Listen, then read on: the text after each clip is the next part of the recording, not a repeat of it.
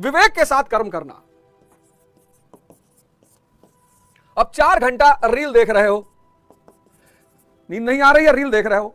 अगर विवेक, मान लो नींद नहीं आ रही है और विवेक है तुम्हारे पास, पढ़ोगे कि पढ़ेंगे और खड़े होकर पढ़ेंगे? पढ़ेंगे और खड़े होकर पढ़ेंगे। ताश खेल रहे हो, जिम चले जाओगे। लूडो खेल रहे हो, राखी सावंत जी की शादी पर चर्चा कर रहे हो। डोनाल्ड ट्रंप की कंपनी का क्या नाम है ये नहीं पता, डोनाल्ड ट्रंप किस पार्टी से ये नहीं पता, और चर्चा कर रहे हो राखी सावंत जी की शादी पर। इससे बढ़िया ध्यान कर लो। नींद ना आना समस्या नहीं है, समस्या है कि अगर नींद नहीं आ रही है तो कर क्या रहे हो। ये देखो, जो अविवेकी है वो ये करेगा, जो विवेकी है वो ये करेगा। समत्व बुद्धि योग, समत्व बुद्धि वाला पुरुष विवेक से कर्म करेगा।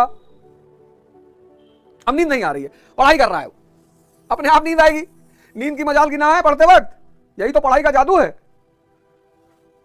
और पढ़ाई का जादू क्या है? नींद की इतनी मजाल कि तुम एक बेहतरीन किताब उठा लो और वो आए ना। कहां भटके हो पार्थ? क्यों परेशान हो रहे हो? क्यों दुखी हो रहे हो? अज्ञानता सारे दुख का कारण है, इग्नोरेंस। देखो, कर्म कैसे करना है? विवेक के साथ। नींद नहीं आ रही रात में, कोई बात नहीं, पढ़ेंगे और खड़े हो गए। ताश नहीं खेलेंगे, जिम चले जाएंगे, शरीर की ताकत बढ़ रही है। कोई मुद्दा अगर नहीं है तो अनावश्यक बात नहीं करेंगे, ध्यान करेंगे, कर्म करेंगे विवेक पर आधारित। स्वामी विवेक आनंद। स्वामी किसका? सेंसस का। जिसके पास क्या है? विजडम, विवेक। वो किस स्थिति में रहेगा? आनंद की स्थिति में रहेगा। देखो सूत्र, ये नाम थोड़ी है, ये दर्शन है। स्वामी किसका? इंद्रियों का। जिसके पास क्या है? विवेक है, आंतरिक रोशनी है। और जो स्वामी है इंद्रियों का और विवेक रखा हुआ है, वो आनंद की स्थिति में रहेगा। स्वामी विवेक आनंद। जिसको डोनाल्ड ट्रंप साहब जब हिंदुस्तान आए थे तो उन्होंने कहा था स्वामी विवेकानंदन। भैया एक कोई किताब उठा लो, भगवत गीता उठा लो, यथार्थ गीता उठा लो, कुरान उठा लो, बाइबल उठा लो, आदि ग्रंथ उठा लो, कोई एक उठा लो और खुद से पढ़ो। सूत्रों का ग्रंथ है, सूत्रों का। लोग कर्म करते हैं तो उसका फल भी अवश्य चाहते हैं, या फल ना मिले तो कर्म करना ही नहीं चाहते।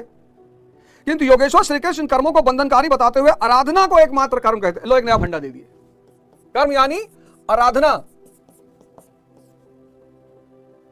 एक नया फंडा दे दिए, कर्म यानी आराधना। जो फल से को सोचते हैं, फल को, वो बंधन में है। बहुत बड़ा सिद्धांत बताने जा रहा हूं। गीता का निष्काम कर्म और बुद्ध का प्रत्यक्ष समुत्पाद दोनों एक ही है। गीता का निष्काम कर्म और बुद्ध का प्रत्यक्ष समुत्पाद दोनों एक ही है। प्रत्यक्ष समुत्पाद क्या कहता है? बुद्ध का प्रत्यक्ष समुत्पाद, थ्योरी ऑफ कॉसेशन, कार्य कारण का सिद्धांत। कार्य कारण का सिद्धांत यह कहता है कि हर चीज किसी ना किसी चीज का परिणाम है। तुमको संसार चाहिए, स्त्री चाहिए, सुंदरतम महल चाहिए, गाड़ी चाहिए, बंगला चाहिए, पैसा चाहिए, तुम शक्ति अर्जित करो, तुम फल की चिंता मत करो। यह प्रत्यक्षपात का सिद्धांत। यही बात कहता है निष्काम कर्म। देखना, निष्काम कर्म प्रत्यक्ष समुत्पाद कहता है कि तुमको संसार चाहिए ना, सुंदरतम स्त्रियां चाहिए, सुंदरतम पुरुष चाहिए, मर्सिडीज चाहिए, रोल्स रॉयस चाहिए, महल चाहिए, ये सब चाहिए, धन चाहिए। तुम शक्ति पर काम करो, तुम संसार के बारे में मत सोचो, नहीं तो बंध जाओगे, और बंध जाओगे तो कर्म पर प्रभावित हो जाएगा, उलझ जाओगे। तुम शक्ति पर काम करो, क्योंकि शक्ति का परिणाम है संसार। मोदी जी अभी स्वयंवर करा ले, कोई नहीं जाएगा। तुम में से बहुत सारे लोग स्वयंवर करा लो, 25 साल का हो गए, तुम्हारे स्वयंवर में कोई नहीं आएगा। और मोदी जी करा ले तो तुमको दिखाई नहीं पड़ता यार आंख से। अभी बाबा रामदेव कहते हैं स्वयंवर कराएंगे। संसार शक्ति का परिणाम है, तुम शक्ति अर्जित करो बस। देखो आगे क्या कहते हैं प्रभु, आगे कहते हैं, इस अध्याय में उन्होंने कर्म का नाम मात्र लिया है। अध्याय के 3 के 9वें श्लोक में उसकी परिभाषा दी और चौथे अध्याय में कर्म के स्वरूप पर विस्तार से प्रकाश डाला है। प्रस्तुत श्लोक में श्री कृष्ण ने सांसारिक परंपरा से हटकर कर्म करने की कला बताई कि कर्म तो करो, श्रद्धा पूर्वक करो, किंतु फल के एक अधिकार को स्वेच्छा से छोड़ दो। फल जाएगा कहां? क्या बात है, क्या बात है, फल जाएगा कहां? अब तुम में से बहुत सारे लोग जो पढ़ने वाले परेशान हो, मैं बताऊं इस सिद्धांत को, तुम्हारा समझ गए तो समझ लो, खेल हो गया तुम्हारा। स्टूडेंट लॉबी क्यों परेशान है? स्टूडेंट लॉबी परेशान यह है कि ये जो कर्म है और फल है, तो 90% क्या सोच रही है कि सिलेक्शन नहीं हुआ तो पापा रिटायर हो जाएंगे, बहन की शादी करनी है, बड़ी बड़ी गाड़ियां चाहिए, सुंदरतम स्त्रियां चाहिए, और दिन भर इसी में उलझा हुआ है। कर्म माइनस में चल रहा है, बंध गया ना फल से, फल ने बांध लिया, वो कर्म करने ही नहीं देगा। ध्यान क्या है? अब देखो ध्यान का महत्व। ध्यान कहेगा कि मैं कर्म करो, कर्म पढ़ो 6 घंटा, डिस्कशन करो, ध्यान करो, जिम जाओ, क्योंकि फल जाएगा कहां? 6 महीना तुम जिम गए, 2-2 घंटा एक्सरसाइज किए और बॉडी नहीं बनेगी, संभव है? तुम 6 महीना जिम गए, 2 घंटा एक्सरसाइज किए, 2 घंटा, और 6 महीने बाद बॉडी ऐसे की ऐसी है, संभव है?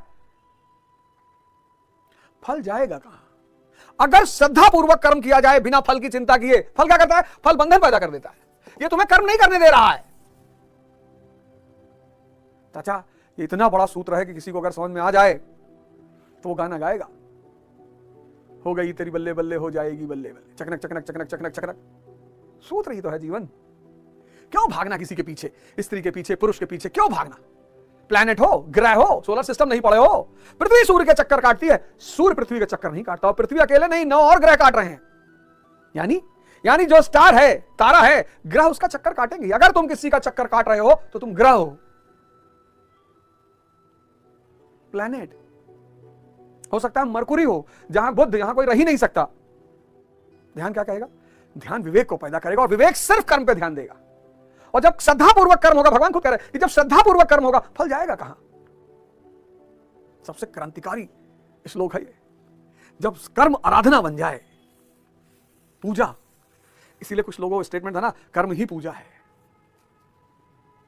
फल का चिंतन व्यक्ति में बंधन पैदा करता है। क्या करता है? बंधन पैदा करता है। बंधन कर्म को प्रभावित करता है। आप चिंताग्रस्त रहते हो, कर्म श्रद्धापूर्वक नहीं हो पाता, तो फल कैसे आएगा? लेकिन अगर श्रद्धापूर्वक कर्म हो रहा है तो फल जाएगा कहां? 6 महीना 2 घंटा प्रतिदिन जिम में, वो बॉडी नहीं बनेगी, संभव है? आज से तुम्हारा कर्म कैसा होगा? आराधना होगा, श्रद्धापूर्वक। क्योंकि कर्म का फल ना हो, यह असंभव है, असंभव हो ही नहीं सकता।